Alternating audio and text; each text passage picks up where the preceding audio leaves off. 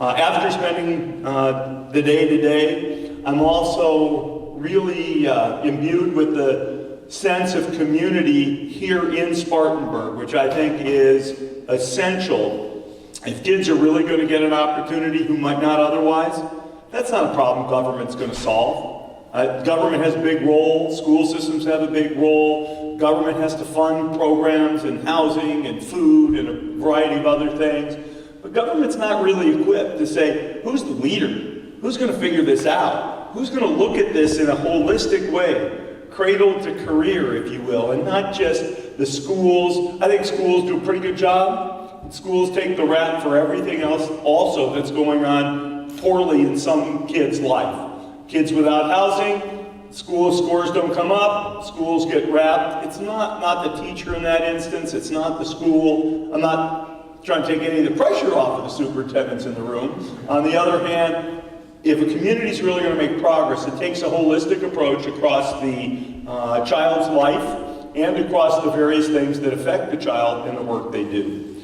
That's the thing that really captured Connie and my attention. There's a lot of not-for-profits out there. It's great to invest in a lot of those things.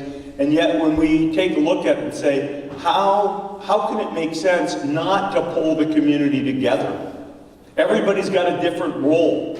You'd want the whole to be bigger than the sum of the parts in terms of impacting the child's life, whether it's the housing authority, or it's the school system, or it's the key not-for-profits, it's the employers that'll have to come up with the jobs, it's the universities that'll have to train the kids, not just after they graduate, but how do you move all the way back into the schools even to help provide some of that training. But to do it, you need a couple things.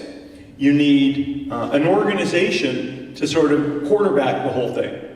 That organization's job isn't to tell everybody what to do. That organization's job is not to define the community's values and principles and desires. But that organization needs to exist just to pull the community together and say, what is it we really want to do? Let's set some goals for ourselves. Now, every not-for-profit, and I love them all, they all have something they do. Most of them have some way they want to get measured, activity, outcome, blah, blah, blah. But you want to look at it across the kid's life. So how do you bring that community together? How do you have the discussion? How do you prioritize what to do? Somebody's got to be there to do that. How do you bring the data together? Somebody's got to be there absolutely to do that, because otherwise you just get a bunch of community members sitting in a set of rooms and yakking at each other. We wouldn't allow that to happen in any business I run. We wouldn't let it certainly have happened at Microsoft. Heck, we wouldn't have it happen at the LA Clippers.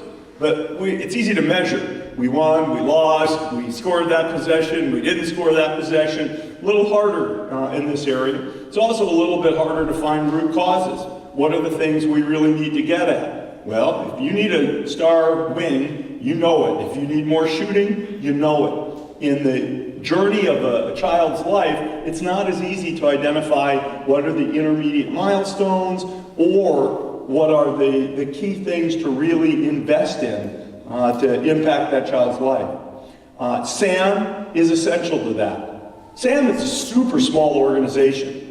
In my own opinion, if they doubled, guess what they'd be? A super small organization. And it's a low overhead price to be able to bring the community together to get after it. And if you're not getting after it together, it just isn't going to happen. For Connie and I, it's an element of, it's just not fair for every kid not to have a shot. It doesn't mean every kid's going to move up, but if no kids from a neighborhood, for example, never move up, you didn't really have a shot. The dream goes away, the optimism, the positivity goes away. We sat through the presentation on the EDI and the neighborhoods and the maps and do-do-do-do-do, and the thing that's most interesting to me, and I won't get the time or ability to do that, is what distinguishes high-risk neighborhoods in which kids have a lot of vulnerabilities from high-risk neighborhoods in which kids have few vulnerabilities. Gosh, it'd be great to learn from what the differences are. In the same way, for low-risk neighborhoods, why do some low-risk neighborhoods have high vulnerabilities? What can the community do to try to get after some of those issues? Some of them could be fundamentally, they could have to do with race and racism, they could have to do with immigration status, they can have to do with a lot of things. So when I encourage you, and you know, I'm an outsider and all that, but I'm still going to encourage you to support Sam. What it means is different things. A little bit it means money, and it does. But even more than money, it actually means the partnership. Is your not-for-profit engaged and committed? Do you see other people in the community who ought to participate in the kind of work that's going on? Are you really digging in? But if you're looking at it community-wide, then everybody can sort of look at the prioritization, see the way the pieces come together. There's not going to be a huge amount of money new poured into these problems. Philanthropy doesn't have enough money to, quote, fix these things. It's just the truth. And I think it's probably unreasonable to think government's going to dramatically increase taxes and monies that go into these areas.